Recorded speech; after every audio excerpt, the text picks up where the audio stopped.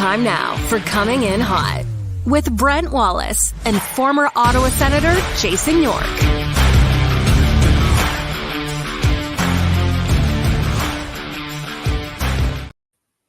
Good Monday, everybody. Brent Wallace alongside Jason York, and as always, Sean Simpson. Boys, it is a big week of hockey, as we like to say. We'll start it off with Game 7. Absolutely, epic, boys. And first, epic. Yeah, I was going to say, Yorkie, go happy hockey week. Who would have thunk that we'd have Game 7 and awards and just, well, it's kind of interesting here in late June. Here's a look of what's coming up this week. Hockey Hall of Fame Tuesday. Buyout period begins on Wednesday. The awards are on Thursday. The draft is on Friday of round 1. Then the first 4 nations are naming their first 6 players. Round 2 on Saturday. Sorry, round 2 to 6. And then Sundays, the buyout period ends. And Monday's NHL free agency. Wow. Well, order of importance, probably Stanley Cup final number 1. And then after that, I don't know. Like the Hall of Fame doesn't get me that excited because we've already heard all the stuff. Buyout period's kind of interesting. Major awards, they've already leaked them all, so we know all the major awards. They just you know what? I don't know if I have a problem with this. They've actually shortened the awards show to awards we just care about now. How about so now you're going to get the Vezina, right? The Hart, the Norris, the Calder, that stuff, which everybody cares about. I just hope whoever does the awards show, let them write their own script. Because I remember, was it last year's show when Austin Matthews won the Hart? It was Keenan Reynolds who did the show, right? I believe it was Keenan. It was terrible jokes the whole show. Then finally, the very last joke, I know he ad-libbed it because I think he said after Matthews, I think he said it's nice to see a Toronto Maple Leaf win an award in June or July. Yeah. It was unbelievable. But you could tell he went off the script when he ad-libbed, because usually the awards show, whoever writes it, it's just terrible. Like it's awful. It feels like low budget Canadian comedy, and it gives me actually hot flashes. Now, one of the worst moments ever was when they threw that one together in Nashville a few years ago, and they showed more of David Poile and poor Roman Josi, the most beautiful man in hockey, who didn't even win an award. And poor David with his dyed hair job, I still, 30 years later, can't look past that. So it looked like they had put that together at a coffee shop where they were like, hey, do we have any tables and chairs we can put out and have an award show? Do you know what? The Nashville Predators and Montreal Canadiens really missed a golden opportunity for a behind-the-scenes, like, short little sitcom featuring Bergeron and David Poile. Do you remember when those two guys were hanging out? I guess they sat together. They sat together at every GM meetings, and you know Berge. Everybody knows the stories. Oh yeah, hilarious. Yeah. And David Poile, I guess, just was killing himself laughing at all his jokes. I think the two of them sparked up quite a good friendship. But you know, Berge, Simmer, that guy. I still can't believe that guy was a general manager, because he was such a character when he played. Yeah. Well, you've heard some of the stories, that Marc Bergeron did as a player. Huge prankster. It was the first part. Yeah. But he would come out, like, I can still remember him coming. I'm pretty sure he's in Chicago at the time. Pre-game morning skate. He comes out to shake my hand, but he rolls 2 of his fingers back, or one, so that he's like missing a digit as he shakes my hand. It's the weirdest thing ever. I've always remembered this. He loves that. Yeah. I'll tell you that you guys have probably heard this one, but for our viewers and listeners that haven't, one of the best things he ever did as a player, he was playing in Pittsburgh at the time, and you remember at the pregame skates, the media's all up in the stands, everybody's watching, and they had just finished their skate or were just starting. And I guess Berge skated onto the ice. You remember this story? And he had his long john. He just had his long johns on, I think, in his jock, and he skated out onto the ice, and everybody's watching. He goes behind the Zamboni, and he pretends he's water skiing behind the Zamboni. He's going across. He's cutting the wake, and everybody's watching him. And there's a future general manager of the Montreal Canadiens. Oh, yeah. The ability to turn it on and off is the neat part. Like, all of a sudden, he can present himself so well, and he's got the French, he's got the good look. And for David Poile, I worked worked for David, it's completely the opposite. The most serious man in hockey. And I think one of those things, Wally, this is, when you're early in your tenure as a manager, remember at the general managers meetings, he walked out and he had a plant. He was holding it, trying to camouflage himself. So that's funny early on when everyone's having, oh, that's so funny. And then as you start losing, there's no more of that, right? Now you go into super serious mode. But I'm sure David would have got a kick out of that for sure. The odd couple. Could have been the odd couple. Absolute odd couple. 100%. Exactly what I was thinking. The old music. Dun, dun, dun, dun, oh yeah. That would have been totally the odd couple. Hey, who were the odd couple? It was Felix Unger and Oscar Madison.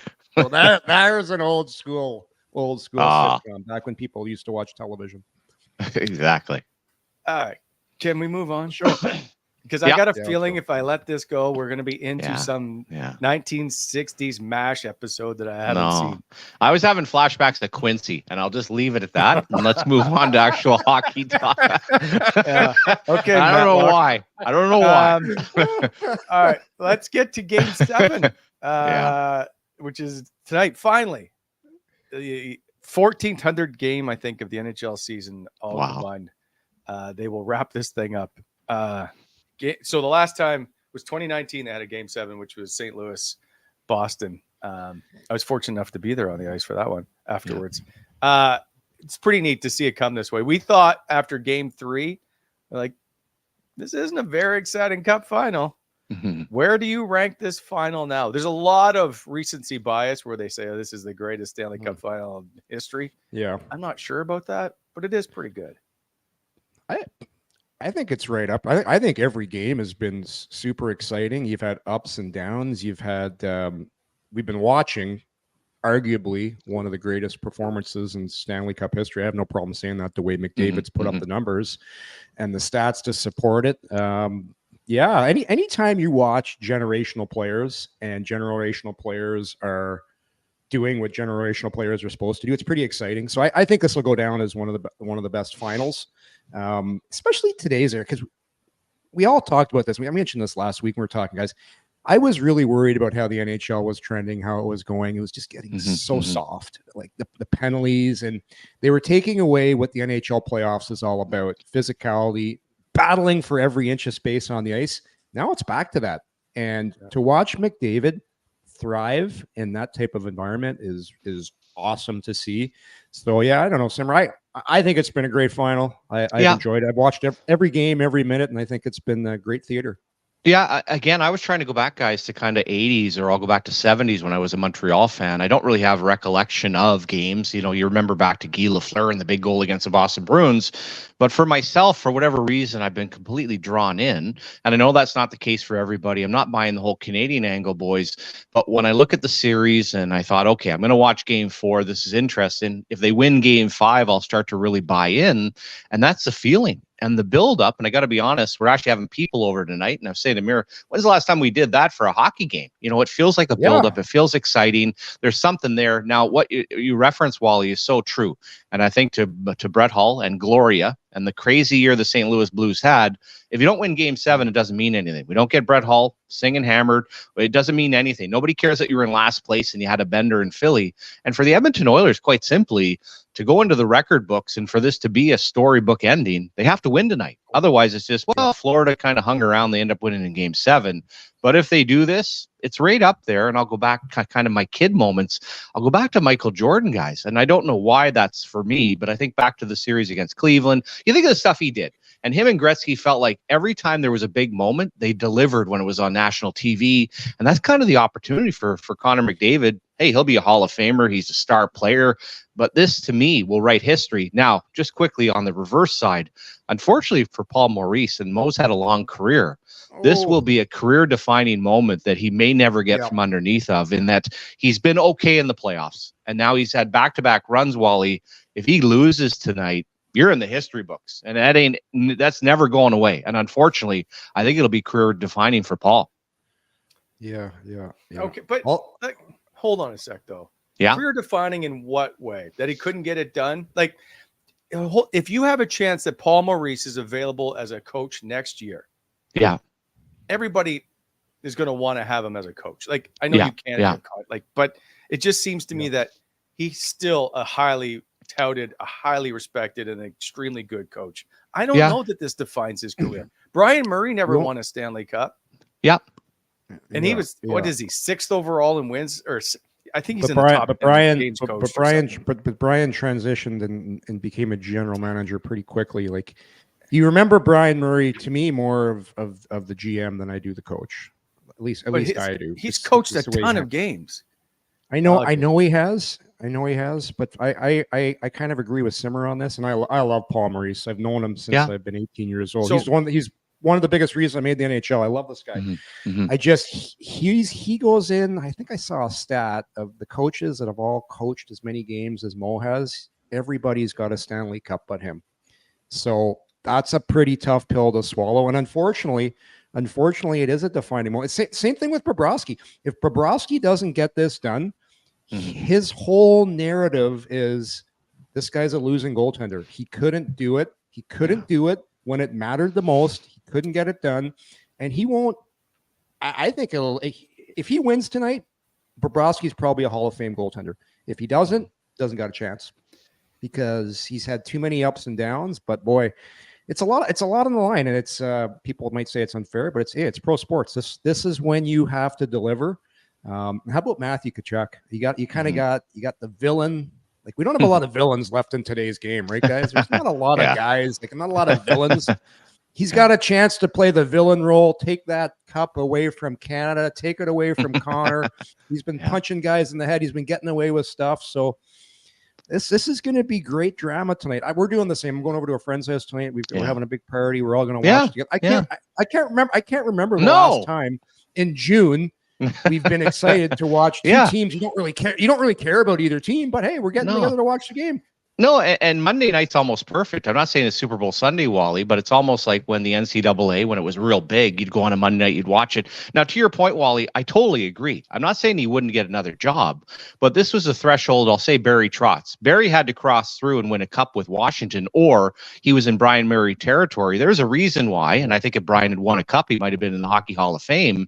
And for Paul Maurice, when you look at the numbers, you look at that, all I'm saying is that for the rest of his life, it'll be brought up. The last time this happened was 1942. They are not letting this go away. Every market you go to, every time you talk about it, are going to talk about the collapse. And I'll also say this because I think it's really overused, and Yorkie, you would know a lot better than me.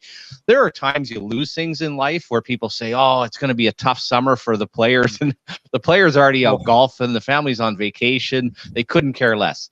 This one will be a royal kick in the balls. And also to Matthew Tkachuk, the fact that he left Canada, he's Chris Pronger 2.0. You don't like Canada? Yeah. Now you're going to take the cup from us? But I'm just saying, this will linger. Bill Zito will have the entire staff whacked.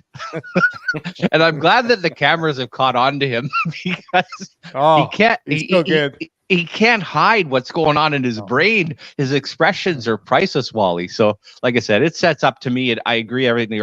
It's career defining. Does that mean he'll never work again, or Bobrovsky won't keep playing? No, but this will be a tough one to shake, boy.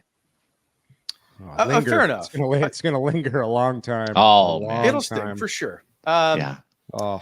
So, you know what? While we're at it, let's just get to our lock of the day before we move on, because we have lots of Sens chatter to discuss here. But brought to you by Betway, of course. Bet your way with Betway. Must be 19 plus. Please play responsibly. Just download the app or go to betway.ca. So, who are you guys picking in tonight's game? Is this a slam dunk for the Edmonton Oilers, who have all the momentum and seem to be on a different level? And Sergei Bobrovsky is the guy that we thought he was, or whatever, before. It's the Bob of old. Yeah. Bob of old. Boy, it sure looks like whenever Edmonton scores first, they win, doesn't it? So it seems like that's the recipe. If they get the first goal, they're not chasing the game. Then they manage their ice time much better. You're not having to overplay McDavid and Draisaitl. You get your. And that's how this series turned around. Okay. Wait a second. Hang on. Yeah. We'll get into that later. But let's just make the picks. I'd love to see the Oilers win, but I also want to see Paul Maurice win. I just think it's so hard to win 4 games in a row. Man, Skinner has not lost. I think it's a pick 'em. My gut is telling me Florida is going to win and Canada is going to continue to It's not a national team, Yorkie, for the love of God. It's not a national team, but what was it? Montreal, was it 1993, the last time Canada's had the Stanley Cup? Absolutely, yeah. Friggin' 3. Like, I think Paul Maurice, it's the hockey gods aren't going to be that cruel, are they? They can't be that. They can't be that cruel. Yeah. And I'm with, man, that thing, that's not even going to linger. That's going to be like the fart that just never, you know, when you go in the room, it's still there.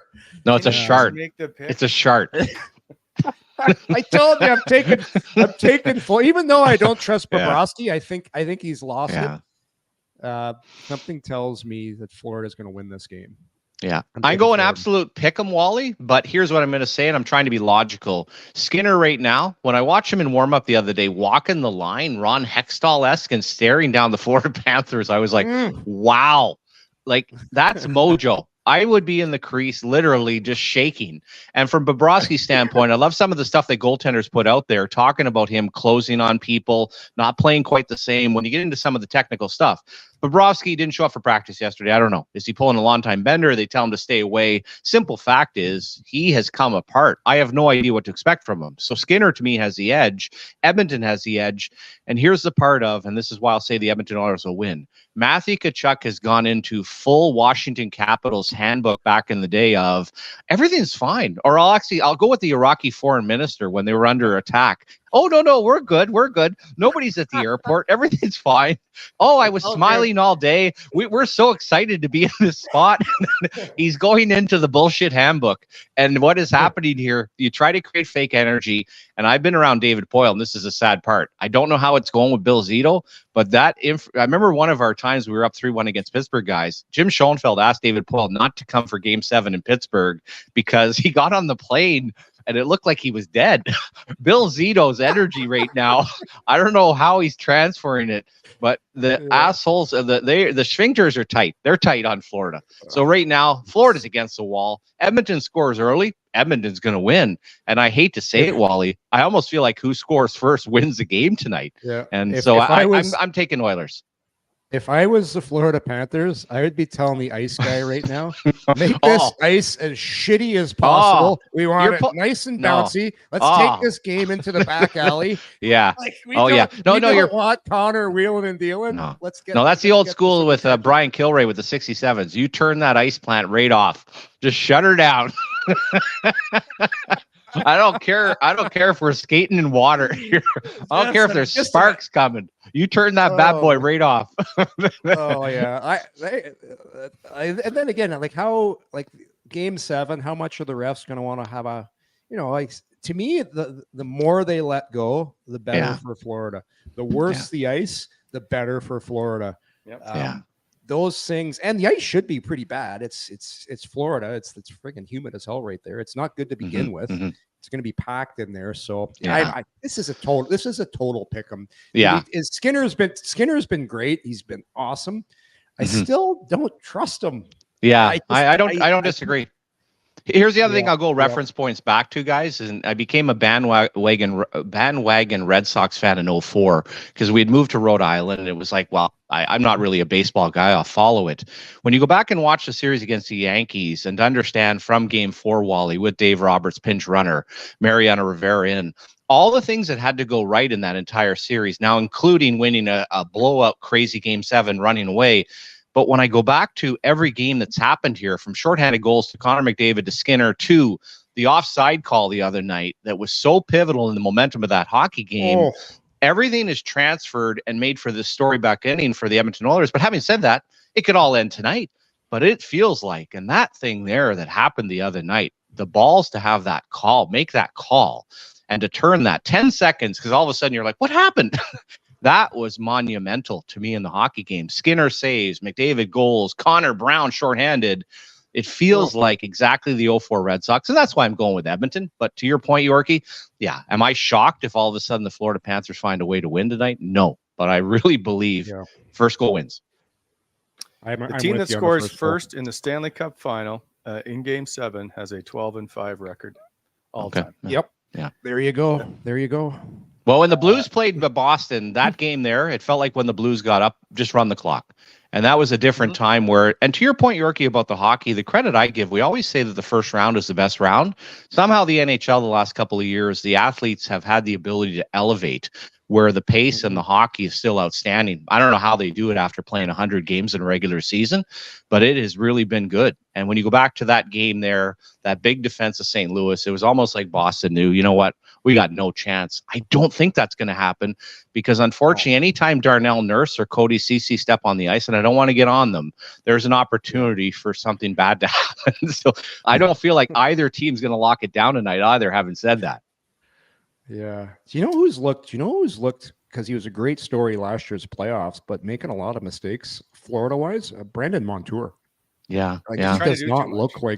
He doesn't look like the same player. Just play simple. Play like they got a big, huge D that can all skate. Just move the puck, get it up to your forwards. Just way too many turnovers. But yeah, I'm with you on Nurse. He's so much controversy with if you go back to that game when they sat Ceci, I would have sat Nurse. That was the guy to set. It wasn't Ceci.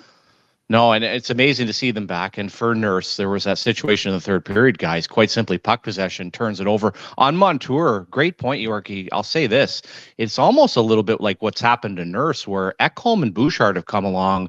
Forsen and Ekblad have become the feature, where Montour, you're talking about Canadian Olympic team, all this stuff. And he's also going into free agency. I wonder if he's trying to push it a little bit too much. But a lot of pressure. all of a sudden, he's the afterthought when he was really the featured guy for a couple of years for the Florida Panthers. Yeah, when you watch Forsling play, the guy just makes the right play 99% of the time. And now, you know what I like about Ekblad? Ekblad's now just keeping it simple. Like big guy. Before, I don't know if you guys remember with him, he was trying to be a power play guy and be like he's kind of trying to play like Nurse is trying to play. Yeah, you're huge. You're huge. Sit back, play defense, move the puck, be mean. Yeah. Now he's like choking guys out in the playoffs. He's being mean. Like he is. He has really changed, and I love how he's playing. I agree. He's brought the physicality, which, as you said, was trying to be too cute. I think he's been the perfect combination and realizes, hey, this is exactly the compliment I need to be to Forsling, and I need to be a big body presence back there. 100%. What's going on over there, Wally? I picked Florida to win this series. I took Florida in 7, but I don't feel very confident in them going to pull this off tonight. I think Florida to me looks really like slow now, and I don't know if they're out of gas or they're all banged up, which obviously they probably are. I don't know that if Edmonton scores early, so I'm going to take the Edmonton Oilers to win the Stanley Cup. Yeah. I'm also curious, guys, to see the crowd tonight. And I referenced on Twitter yesterday in 98, all the cap season ticket holders sold their tickets off because we were down 3-0 and it was game 4. Basically, you could sell your ticket and buy season tickets for the following year. It was all Red Wings. I'm not expecting that quite to that point, but when Matthew Tkachuk references this will be the greatest crowd ever, even if there's a bit of, and this isn't going to be least at the Sens game, Yorkie, but even if there's a bit of a vibe come warm up, that there's a ton of Oilers fans in there just barking and making all kinds of noise, I think it'll have just a little effect on the Florida side of, wow, continual momentum and just a little extra push for the Edmonton Oilers. I don't know. They seem to like get that cat noise going about 5 times a stoppage, and the cat does I actually went to a playoff game last year in the playoffs, fellas. The atmosphere in Fort Lauderdale in that rink in the playoffs was pretty freaking good. Yeah. Like I think they pumped some noise into there too. They're pumping they do, Okay. Oh, it's so loud in that building. But the cat, you know the cat, you can hear him on the broadcast. It's just growling. I made the mistake. I thought the Cougar Bar was open. I was scrambling to find where it was.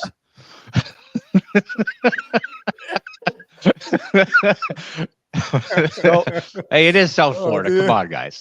If you are if you're the Florida Panthers marketing staff, game day staff, who's beating the drum today? Oh boy! I would think Brooks Koepka is right. That's who's. Yeah. By the way, have we heard yet? Has that person from the PR department been fired yet for never heard the Golden Bear? They're missing persons. They're taking up a different identity. You take your buggy, get rid of the state. Here's what I'm going with, Wally. And this is be the only person. If I want to come back for Game 7, I'm bringing in the frickin' Rock. Now, I know The Rock was injured Yeah. last week when I saw him in the gym. I got The Rock coming in there. Might be using Kevin Hart as the drumstick. You know who I'm They bringing need in? But something. I'm bringing him in. He's old, but he Yeah. still gets a crowd fired up. I'm sticking to wrestling. I'm Yeah. going, woo, Ric Oh, Flair. absolutely. Yeah. Pretty good. Yeah. He's about yeah. 85 years old, but he can still fire up the crowd, which just goes to He's show still you. an Yeah. entertainer. That wouldn't even shock still if we see the entertaining. Trumpster. I don't know what the Trumpster schedule is, but it is Florida.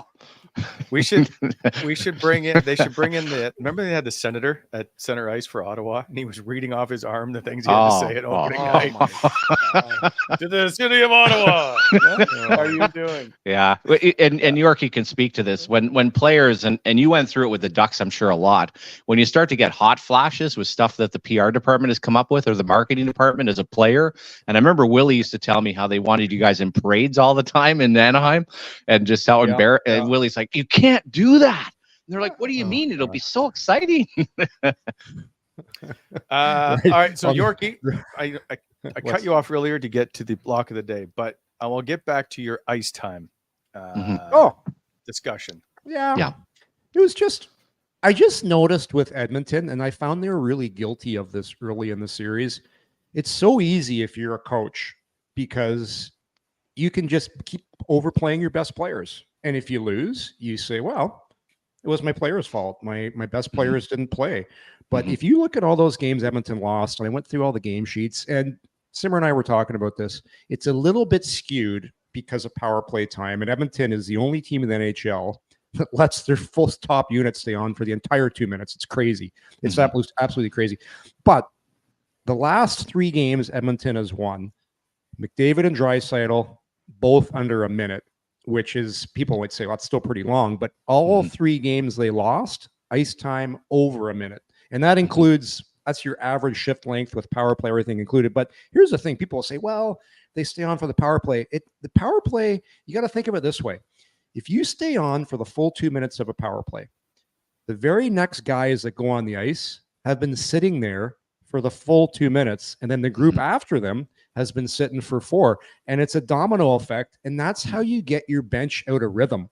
Guys sit too long. And as a hockey player, you're used to going, and your heart rate, it gets too low. So even you look at that goal that McDavid scored the other night. Remember the goal? He went coast to coast. It was similar to the Lemieux goal.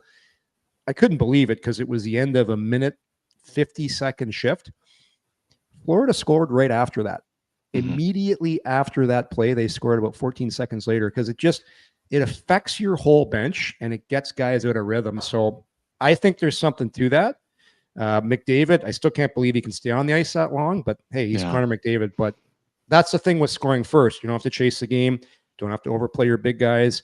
And if Edmonton can continue to do that, look at what Connor Brown's did, Simmer. He's now engaged in the series. You can't win a Stanley Cup with 2-3 guys. And that's how Edmonton turned this series around. Yeah, we're talking about McDavid, but you could make an argument that Connor Brown and some of those big-time goals were just as big moments of turning this series around. Yeah, I totally agree. And I like the ice time part, Yorkie. A couple of things. First of all, when you talk about the 2-minute power play, I don't care who you are as an athlete other than Connor McDavid. It's okay, Wally, north of 100 games. Connor McDavid could probably skate like that the rest of his life. He could skate the canal back and forth and come out and play. I think it's had a huge effect on Draisaitl. And when you get later in the season, later in games, later in a series, when you're playing 2-minute power plays, it's had a big effect. Bouchard, he's in a rocking chair. It won't affect his game. But for other players, oh, absolutely. Now you cut back the ice. And as far as Connor Brown, a couple of things lineup-wise, boys. Evander Kane, I don't know behind the scenes. I don't think he brings good energy. He was useless as a player. They have been far more effective since he's been out. What's also happened was switching the lines around, putting your boy Fogle up. But Connor Brown is back to when he was here in Ottawa.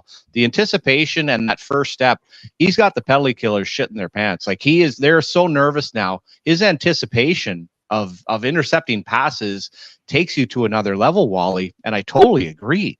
Like, it's really neat, the combination of things that the Edmonton Oilers are doing as a formula to be more successful, and being the ice time part. Yeah, I think it's huge. Well, so, and Yorkie, we've discussed this ad nauseum in the past, I think, is you can't win in the playoffs without a really good third line. And Edmonton's third line is dominating every bit of Florida. Yeah. Well, we haven't even brought up Ullmark's been incredible in these last 3 games. Like he's Adam pesky, Henrique. feisty. Well, Henrique's always been a big game player throughout his career. Go back to his days with the Windsor He's a Spitfires. Calder finalist. Yeah, and Like, I he's remember always had a good earlier. career.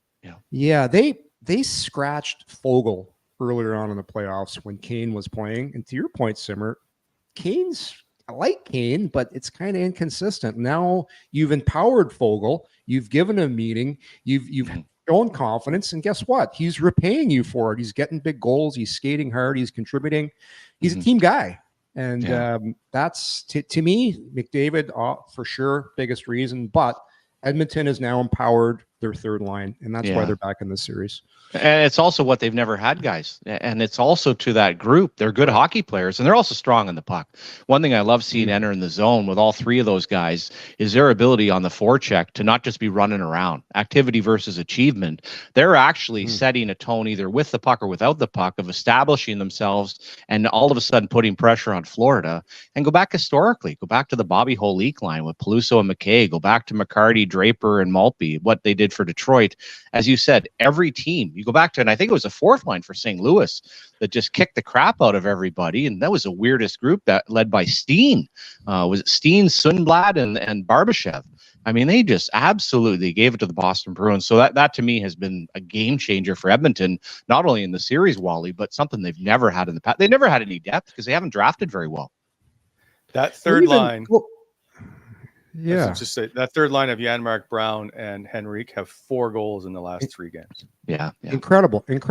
Go back to when Pittsburgh were winning those cups. It wasn't just Crosby. It was, look at that third line. When you had you had Kessel, you had Bonino, and you had I always forget the guy's name with the long hair that skated really fast. The blonde locks there, super fast. Was Chris on the Letang? HBK line. No, he's a forward with Kessel, Bonino, and the little Swede there, super fast. Hagelin? Ended up playing in Washington. Yeah. It was Carl Carl Hagelin, Kessel, and Bonino. They were unbelievable for Pittsburgh the year they won that cup. Like they were Even Dupuis was another guy. You know, every one of the teams, to your point, Yorkie, has had that type of tone setter and something different. And then the other part you always go back to and what Edmonton's doing. And people, I mentioned Connor Brown bringing back to Ottawa. People are like, "Oh, it'd be a great third line player." I'm not saying in a realistic he's not a third line player, but what you also see once again is duos and the ability to move a Fogle around and other players where it doesn't have to be locked in. And that's been Ottawa's problem of locking in your 6 best players in your top 6 and having nothing for the third and fourth line. Yeah, no, it's so true. It's so true. You go back to that Detroit 09, was it? When they played Pittsburgh, Detroit, went to game 7. And I remember sitting or talking to Max Talbot in the locker room going into game 7. That's the name. That's the name I was thinking about. Okay. I was trying to think of, I remember the one year Pittsburgh won in the final and they shut Crosby down. And it was guys like Max Talbot that were doing so much heavy lifting in that final. Talbot was incredible. And that's just a guy who's a third line, greasy, grindy guy. Those are the guys you need. And Talbot was incredible. So the morning skate, we're all asking, like, playing game 7. There's nothing left to ask anymore other than, how do you feel going into game 7? And I just remember him, and I've never forgotten it to this day. He goes, "Why can't it be me?" We all dream about scoring the game-winning goal in the driveway or whatever. He goes, so I'm going into the game going, "Why can't it be me?" He scored the only 2 goals for Pittsburgh in that 2-1 victory that night. I've never forgotten that from him. Yeah. He was so clutch. I remember that series like it was yesterday. I just couldn't remember his name. I didn't know he said that though. That's a great quote. That's because it was a great question. Yeah, exactly. Oh. Also, by the way, another guy I tried to track down Max Talbot to bring him on for the show. I ran out of time. I tried to get Aaron Ward on the show, who scored the opening goal in game 7 for Carolina as they went on to win the Stanley Cup. He goes, "I'm on a flight to Vegas at 5 a.m. I'm like, okay, fair enough. He's going to the draft. All right, we'll move on. You brought up Connor Brown. We'll get back to him in a sec, but this show probably presented, as always, by Betway. Bet your way with Betway. 19 plus. Please play responsibly. Must be in Ontario as well. Bet your way with Betway. Go to betway.ca and check out all of tonight's live betting action for Game 7, the final NHL game of the season. And also, this show proudly brought to you by our good friends at BEI, Bonisher Excavating Incorporated. If you're looking to spruce up that home of yours, get some nice curb appeal going, BEI can help with some driveway paving, aggregate, and topsoil sales. Plus, BEI also can take care of your equipment rentals. You can give them a call for all your landscape needs at 613-432-1120 or visit them at bonisherexcavating.com. BEI helping to shape the Ottawa Valley. And as always, Wally and Simmer, slow down when you're driving in those construction zones this summer. Especially today with the rain. It never stops raining. Let's quickly do... teams get picked apart every time they get to a cup final because we're so hyper-focused on these players. But now there's a lot of chat about maybe Warren Fogle. And Yorkie, we've brought him up before in the show. Or Connor Brown. Connor Brown now getting some love in Ottawa. Remember they couldn't he's DJ's favorite. He was leading all the forwards in ice time over 20 minutes a game. Like, oh, good. I've always really liked Connor Brown's game. And I think, Simmer, I know you've tweeted about him. He has looked really good in this series and throughout these playoffs. I know the injuries were tough on him, but that's tough to come back from. So let's not be all over him for not scoring, I think, in the regular season. Yeah, who cares? He's scoring now. He's scoring at the biggest time of year. So here's the question. To you two guys, is he someone to target to bring back? And can they afford him? Well, doesn't he have one more year left with Edmonton? No. What's going to happen, Yorkie, is basically because of the contract was structured, he had $750 on a salary and I think 3.25. They are going to eat. They're going to eat the $4 million on the cap hit next year, but he's an unrestricted free agent. The whole thought was, remember back early in the season, should you play him in the 10th game because he was terrible? They did play him in the 10th game, and I'll just reiterate, Yorkie, and then I'll let you go on. First of all, I love Connor Brown, and this was back to all of a sudden in the playoffs. We're doing the show. It appears where Elliot Friedman mentions on Hockey Night in Canada in the playoffs, Connor Brown's going to play out his final year, which came from Jeff Jackson, the agent, which turned Pierre Dorion into one of these moves of, I'm going to show you. You're not committing to our program. And he flipped him off to Washington. It was a ridiculous move. It was absolute stupidity at the time. And the swing of, and I'll say Paul for Joseph, because Joseph, first of all, the following year was terrible. I don't know if he's much of a leader. Seems like a nice guy. The swing of Paul, Formanton, and Brown was exactly what the Ottawa Senators have not recovered from, what they need. Connor Brown was a great pro. He's a hell of a player. And people say, well, he's only playing well now. Yorkie, the only thing that I'm looking at, I'm not looking at what he's necessarily doing offensively. I'm looking that his speed has returned and that he's come off of an injury. You mentioned last summer that he had another relapse. All I'm saying is that he looks like Connor Brown when he was here in Ottawa. Would I bring him back to Ottawa? In a freaking heartbeat, but I don't know what the market is. And that may be, Wally, I'm not saying a 1-year deal, but there's a lot of teams that are probably not even scouting him that maybe look past him. So there might be a deal to be had, but I bring him back in a heartbeat, Yorkie. Yeah. I really like the player. Talking to guys that played with him too, I love guys that play the right way. And what I mean by that, they don't cheat. They don't cheat the game. They don't cheat for offense. They don't leave the zone too early. They're strong on the boards.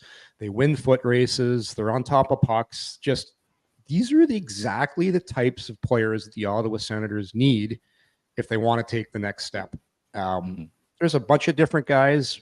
Yeah, for sure. Brown, why wouldn't you want a guy who is performing when the pressure's the highest, the stakes are the highest, and he's now kind of regained a scoring touch. Like he's scored, like he's made some, like Ottawa's penalty kill could really use a guy like that. And this is the mistake. This is the mistake the Ottawa Senators made under Dorian. Let's keep chasing after the shiny object. He's a goal scorer. He's a goal scorer. We can never have enough goal scorers. Yes, you can have enough goal scorers. You don't want a team filled with cookie monsters. You need glue guys. You need guys that just are happy and love doing the small, dirty jobs that are tough to do day in and day out. I like Fogle as well, guys. Yeah. He's young. He's fast. Doesn't have as much mileage as Connor Brown on the body. You watch him hound pucks right now. Left shot. I do love the fact, guys, that Connor Brown's a right shot. Because I like guys on their strong sides. Unless you are a ultra talented guy that plays the offside as a forward, it's really tough when you play your offside to get pucks out on the boards when the games get really down and dirty. It's just a little tougher. And I'm the same with defensemen. I love defensemen on their strong sides for keeping pucks in. So yeah, I love Brown. I like Fogle. So there's a lot of guys. Those are the types of guys that Ottawa should be targeting. Guys that are going to insulate. Yeah, and just 2 quick points, Wally. First of all, on Connor Brown and Paul, they lost a huge layer of leadership when it was still a crap show here. And that, to me, cannot be, you can't talk enough about that. And then the other part, and a little bit of an insight. First of all, he's been here, so you know him. The other part that's nice is Pooley was part of the Toronto staff that drafted him in 2012. And so, as I said, a few reasons there to kind of... Yeah, for sure, for sure. Oh, exactly. Yeah. So, no, like I said, it was a mistake, and yeah. Good citizen, like you want good citizens. You want guys that take care of their bodies. When you bring older guys into, you want family guys, and like you want guys that are going to be really good examples for your next level of player coming. And Giroux needs some help. Like you need some guys are like, it can't just be Giroux all the time. Like he needs some other guys. So Staios has already said this. They all know this. They need more guys of that ilk. Okay. Now let's get to, by the way, every day on Twitter, you ever check the trending? Linus Ullmark, Jacob Chychrun, Go Sens Go are always trending. It's wild to me. I don't think Chychrun needs to be a part of that Ullmark deal. I don't. I'm agreeing with you, but it's now, and I don't know if Bruce has reported, so I couldn't tell you. But credit to him if he did. That Vegas may be involved in trying to acquire Linus Ullmark. Yeah. I'm that concerns me if I'm an Ottawa Senator fan trying to bring in Linus Ullmark right now. Yeah. Because they seem to find a way to do anything. I'm not trading that 7th pick though, Simmer. I'm holding on to that. No, and as far as Vegas, I mean, they find a way. I would ask now next year, the cap hit's not an issue. He's going to want a contract extension. They've done pretty well, guys, on paying the goaltenders a minimum, spending money other places. One of the things that happens within the industry via the media, even via other general managers, all of a sudden, can you put out that you're interested? Yep. It can be true at times. Now, you're not going to lie as a general manager. All of a sudden, these teams, hey, if they're that interested, and we'll find out this week, Wally, a deal will get done. But as to who's interested, why they're interested, now we factor in where the player wants to go. There's a lot of reason that this points to Ottawa, and I'm not going to lock it in and say for sure it's going to be Ottawa. But if there's other deals to be had, and you pointed this out, I'd much rather send him to Vegas or to another team than I necessarily would want to send him to Detroit or Ottawa within the division.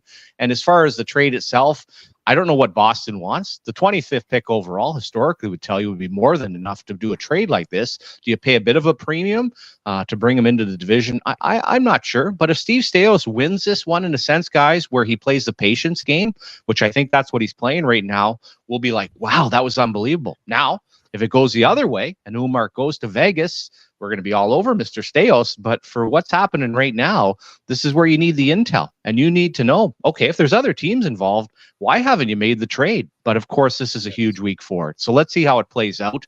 But this is a lot of moving parts here where the Bruins have to be on board.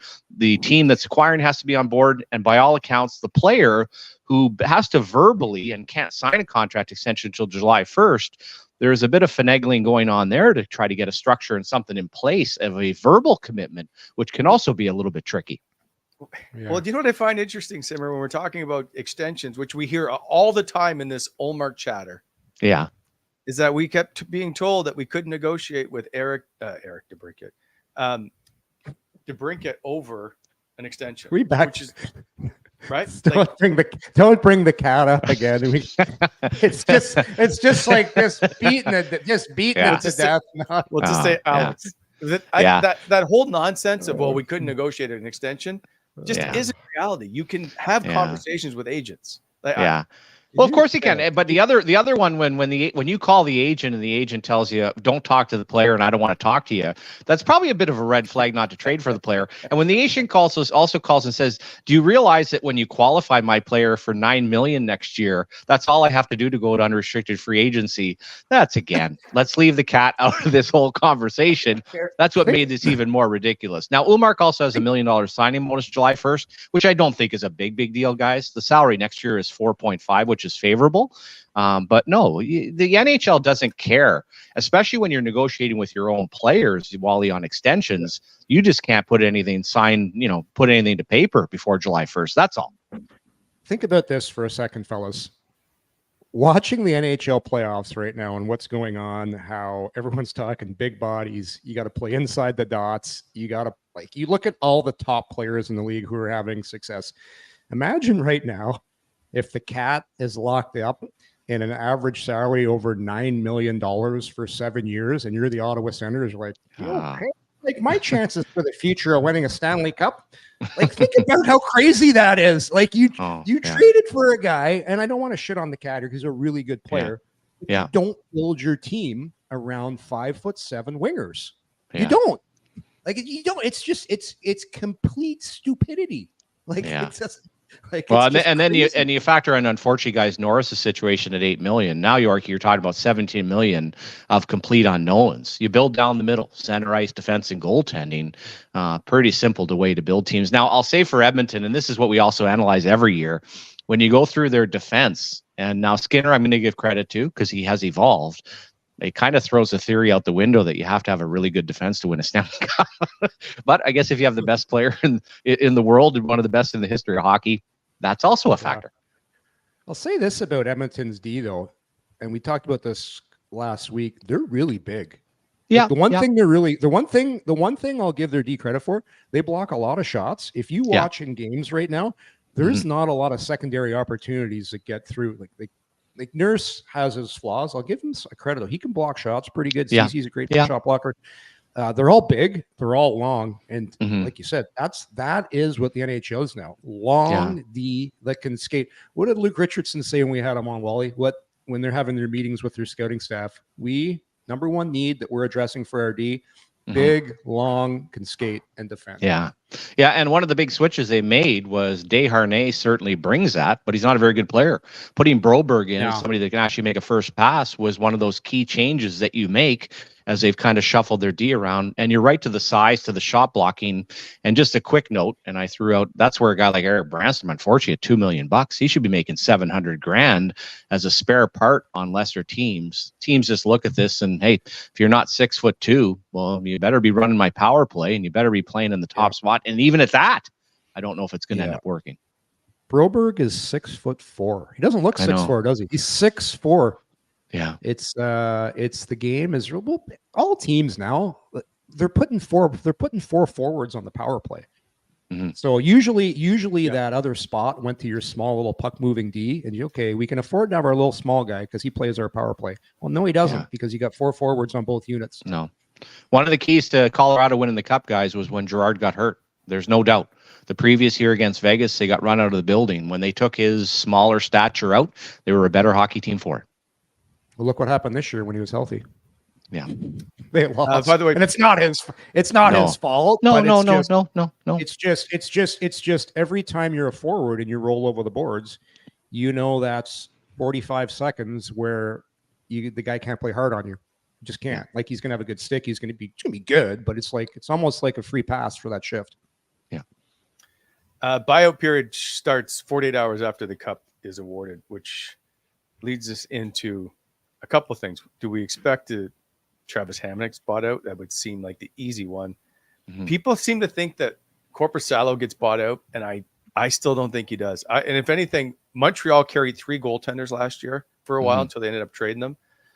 I think you can see Ottawa carry 3. It affects your cap and obviously what you can do, and maybe you can't get one of the pieces you want to bring in. But if it means you get Linus Ullmark and then work on a trade for one of them later, that's not necessarily a bad thing.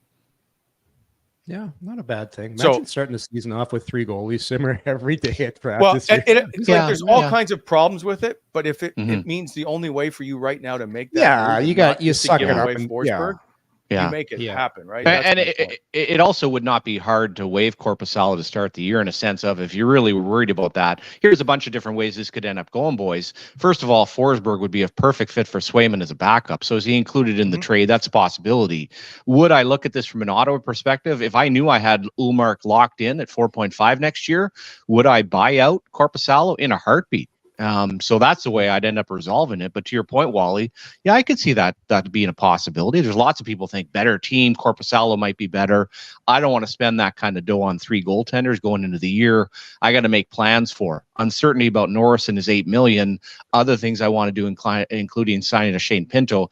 I'd like to get this cleaned up and resolved. And in a perfect world for me, it's Forsberg and Ullmark as my Swedish duo. Everybody loves a little Swedish tandem, and all of a sudden, then I'd have Korpisalo bought out. That's the way I would resolve it. So you're buying out Korpisalo? Absolutely. Oh, the dollar amount. So much money. It's so much. But the thing is, in another 4 years business, at $4 million is a hell of a lot of money too. But in this business, so Wally, it's the opportune time to do it if you want to do it because the other guy signed him. It's his fault. Like it's very easy to justify. It's easy to justify. It messes with your cap. Yeah. Are you trying to figure out a way around it? Like cap's going up. So maybe then you suck it up for a year or whatever, and then figure it out. You know, it's all the economics, Wally. I don't know what the books are. I don't even know. I'm assuming Ottawa's spending to the cap. Nobody's necessarily came out and said that. I would think, but in the case of trying to resolve it. Away. Yeah, no, but in the case of Korpisalo, do I want a $4 million backup for the next 4 years? This is really internally. What do they think of this guy? Do they think under a new coach, a better team, you might have something? And for next year, 4 and 4.5, 8.5 isn't the end of the world, but I wouldn't be tagging another, 2.5 for Forsberg. That's too much. That going into a year, I don't need $11 million on 3 goaltenders. And again, Ullmark being the number one, I would just try to resolve it, but I also understand where they're at. I just don't want to pay Korpisalo as a true backup for another 4 years at $4 million. Watch Korpisalo get bought out, gets traded, all-star team nominee. Yeah, I'm predicting Forsberg will go to Boston and just light it up. That's an automatic. You can lock Montiel. Yeah, you can lock that in. That's the scary thing. It's if history has shown anybody or taught anybody anything, it's like goalies just haven't performed well here. And if you look at the common denominator, that the team has just played horribly defensively. So yeah, we'll see. It's going to be fast. It's going to be fascinating. I do agree with Wally. It's a lot of money, lot of money. But I also agree with Simmer. I don't want to pay my backup $4 million if I'm able to get that goaltender. Part of me thinks so. They might just try and get that right shot D, bring in some players like some Connor Browns up front, change your whole identity, change how your team plays, new coach, see how the goaltending is then, and go from there. Because that will help, guys. Changing the dynamics of defense will help. Getting some better defensive, smart, older forwards will help.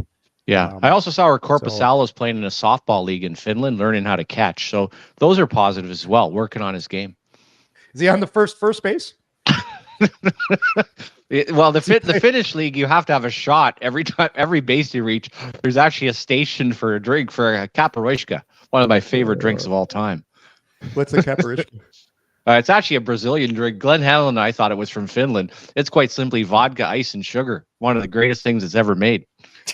With a pinch of lime. Well, yeah, whatever it was called. We just thought it was the greatest thing ever. We drank 1,000 of them. This is the greatest drink ever. See the hat, boys? My wife actually made these hats for my 50th birthday. Oh, okay. Nice. I cannot see because my eyes are terrible. What's it got, Yorkie? Okay, hang on. Wait, don't. Okay. I got to go back in the chat. Eric, okay. I'm pretty sure it's Eric. Did Yorkie make that hat on his cricket? Was Yorkie busy with his cricket making? On his cricket making his hat by Kirk Graham. Well, my wife has a cricket machine, and she actually made these for my 50th, and it's called. The hat says "Call me old fashioned." So everybody that came to my birthday got one of these hats.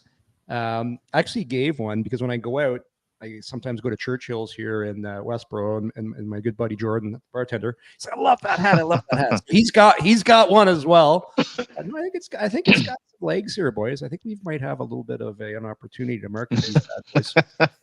You guys are just busy, on every Tuesday night down in the basement with the cricket machine making stuff. You have a cricket machine too, don't you? Lisa told me you got one. My wife has one for making cakes. Yeah, I bought it for her actually. Yeah. All right, Yorkie, are we? Oh. Are we going to unsalting Wally?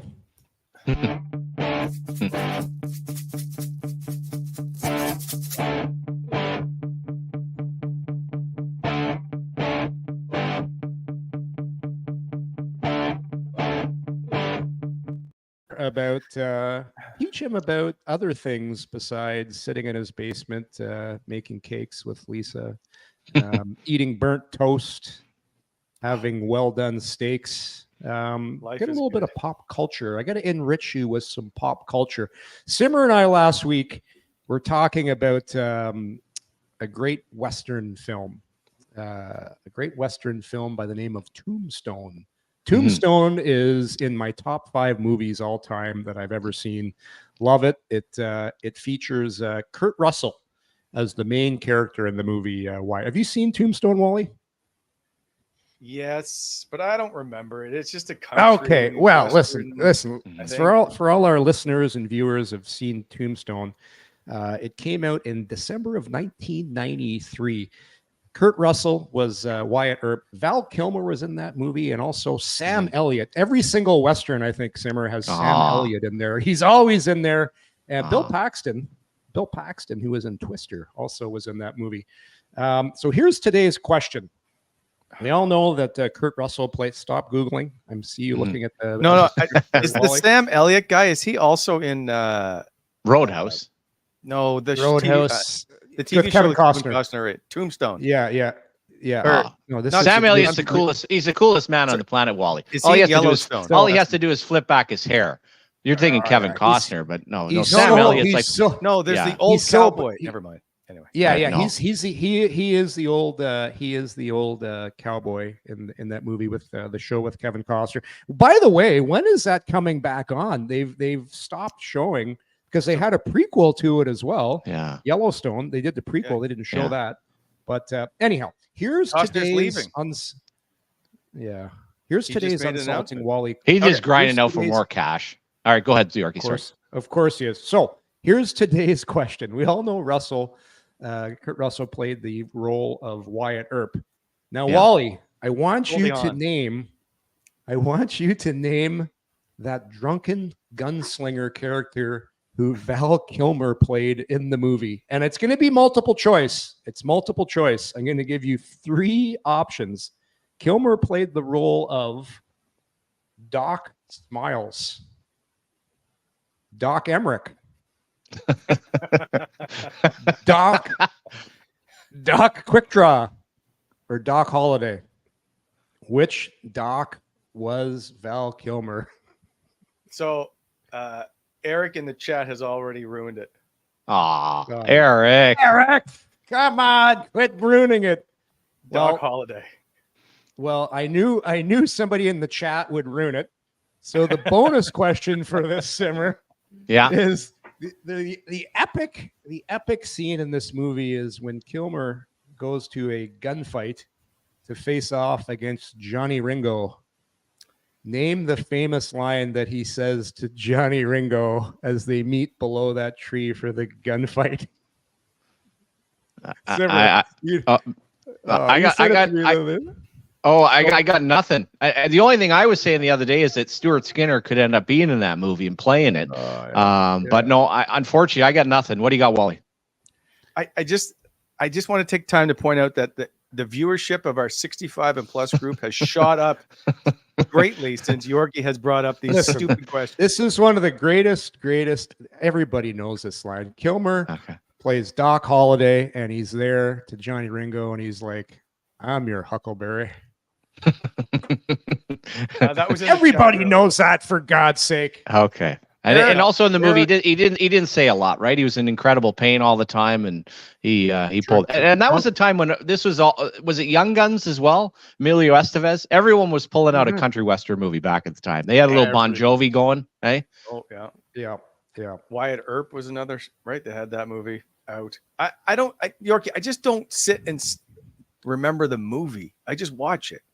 You know nothing about pop culture. Just admit it. That's not true. If you brought me something about today's pop culture, I'd be much better off. Today's pop culture. Well, you want to talk TikTok? You want to talk? You make. What do you want to know about TikTok? Is that because you have teenagers in the house, Wally? Because I got to say that's certainly a help on some of the lingo. There's stuff that gets thrown around here to trying to be at least somewhat pretending to be cool. Yes, that's you want Taylor Swift trivia? Is that what you want? Sure. Travis Kelce was at her last concert. I don't know what. Well, here's one thing I will say, guys, and I don't know what's going on here. I don't know where they're getting it. There is a trend where the Patrick Mahomes hairdo has been in style. I have noticed on social media a ton of people now dressing like Travis Kelce, of wearing that kind of ungaroos, like where the top matches the bottom. Like you say underoos? Underoos. No. I said it the wrong way, but I'm just saying, where are people getting this? But there are a lot of people now trying to dress like Travis Kelce. Oh boy. I don't know. It's something though. It is. It's a look. Yeah. You either look like Travis or you can look like Jason. Which one are you going to take? I'll take Jason. Sure. Oh, Jason Kelce at the Super Bowl, shirt off. Remember when they went up to the box? He was in there. He's got the shirt off. He's having a great time up there. And he doesn't fake it. I think that's the best part about. I think for both of them, but especially for him, right? You are what you are, and he hasn't tried to move away from that, and that's what makes him even more lovable. Romo was so great doing the play-by-play. He's like, look, there's his brother. He's in the box and he's got his shirt off. Yeah, classic. Yeah, what do you got there, Wally? Nothing. I've handed over the show with the reins from the country western movies. Great. Tombstone. It's on your list of movies to watch, along with. It's not on my list. Trains. You got to watch. You still have to watch Airplane, for God's sake. You have to pay to watch Airplane. I'm not paying. I'm not. Leslie Nielsen from The Naked Gun. Naked Gun, one of the best movies. I'll say for Airplane, Wally, and it's a little bit of Slapshot. Unfortunately, as I've gotten a bit older, and I think it was with our good friend Ian Mendez, we had a little TSN 1200 thing going, and we went to watch a couple of movies, and we ended up watching Slapshot. And I remember being like, okay, remember in the bus in the 80s, this is kind of funny, and it's still funny. It's all about the lines. But we also watched Happy Gilmore, and I don't think I had watched the entire Happy Gilmore movie. Happy Gilmore blew it out of the water, to be quite honest with you. And watching Airplane, I think it was a year ago, it was a bit of that same vibe, right? That humor it had a time and place, Yorkie. But the ship may have sailed on both Airplane and Slapshot at this point. Yeah. You finally got Mendez to watch, because that was like a 10-year thing in the making. He had no choice. It was a group event, right? So yeah, he didn't. He had to go through it. Last thing, because it's actually hockey talk. Yorkie, have you seen the new Anaheim Ducks logo? Yeah, I checked it out this morning. Yeah, people are disappointed it's not the green, but the old Yorkie look jersey. But are you good with the new Anaheim Ducks logo? I thought their most recent logo that they had with the duck foot was terrible. I just thought it was a terrible emblem. It's just like, come on, you can do better. I like the original. They spruced it up a little bit. I like it a lot. Because it's old. I always like old school. I'm old school. It is amazing when they circle back, and I think too, being the devastation of being part of the Washington Capitals and changing our uniforms, guys, and then you go back to the original, and this is for everybody, for the Edmonton Oilers. When you go full circle and you go back to the original, I'll say this for California as well, guys. I'm always a bit careful because trends in California and colors are so different, right? But I agree with you that it looks so much better. And I'll also take this to the Florida Panthers. That logo they have is terrible. That original Florida Panthers logo that came out with a nice blue and the big, talk about a real Panther. That was outstanding. And remember the Islanders with the fishermen, right? And then you come back and you just appreciate the clean logo, like the Edmonton Oilers logo now, the Winnipeg Jets, the original Calgary, any of them for that matter, just look so Ottawa. Clean and so good. Yeah, for sure. People wanted to go back to the 2D, right? Like it's everywhere. There's very few that I can think of, but people have like, no, we want the new logo. People want the Minnesota North Stars look back. Now they say they're not going to do it, but they were hoping that the green and yellow was coming back. Well, they have one of the worst uniforms in the league, in my estimation, along with Dallas. The other one was disappointing was the LA Kings, I think, going, if I half the stuff on social media are lies, but I mean, come on, if you're going to do something, go back to the gold and is that purple and the crown. So like you want to be cool in California. That other look is so tired looking when everybody in the NHL, Yorkie, had black uniforms. It's supposed to look bigger, and I guess you're selling to gangs other places, but that whole trend, it was. I mean, they sold more jerseys to non-hockey fans than they did to hockey fans. Yeah, fair I love that old crown with the yellow and the purple. It makes me think of Charlie Simmer, Marcel Leon, and Dave Taylor, the Triple Crown line, like one of the best lines ever in hockey. Yeah, I'm a vintage guy. I love the old look. Mm-hmm. Mm-hmm. All right, boys. That's it for now. We're back tomorrow. We're gonna do, if all goes to plan, we'll do 5 shows this week. Yorkie's got Wednesday off. I think he's got to get his nails done or something. So a maintenance day, you can't expect it this time of year. So it's tough. Yeah, I expect it every day. So we'll see you tomorrow, 1:30 p.m. because our producer, it will be hammered tonight celebrating the Edmonton Oiler victory. Well, this is a win or lose, hit the booze for TJ. Like there's no choice. If you're an Oilers fan, right? Like, I mean, you're going hard you're drinking your sorrows away, or you're celebrating like it's 1980. We'll go 1990. I was going to say 1984. That doesn't mean anything. It's either going to be a happy drunk or the angry, depressed drunk. There's 2 ways. TJ, just a warning, you'll be in the show tomorrow, TJ. So comb your hair. All right, boys. Oh, where is he coming? Oh, he's coming. I'm here. I'm sorry. I thought I turned the camera on before. Apparently, I've already hit the I'm getting ready here in this place. It's warm here in Edmonton. It's going to be an unbelievable night. I'm going to add a 5th name into when we were thinking of the characters he looks like. I'm going to throw in the old school wrestler Kamala.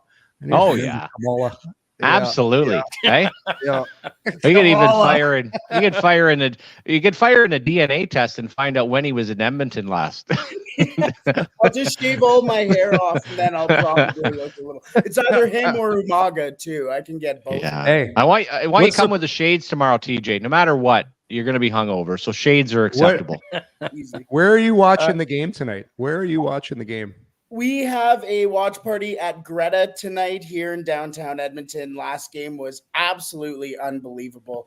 There was standing room only behind us. It was warm. I was sweaty. I don't know if I was sweaty from the heat or from the game. So we'll be at Greta tonight, and it's going to be absolutely insane. Be careful with your colored shorts because you don't want swass going during the game. And if I could be one place tonight, guys, I'd like to be at the Elbow Room in Fort Lauderdale. I don't even need to go to the ice hockey match. I just want to sit there and just take it all in. I just want to watch before, during, and after. Yeah, it's black shorts for me tonight, boys. Good. Okay. Good call. Good call. Yeah. Is that how we're ending the show here? All right. Swass. See, I don't know. Enjoy your day, everybody. Swass and things lingering. There's probably a Swass card out there, and that could be a sponsor. See ya. Cheers, boys.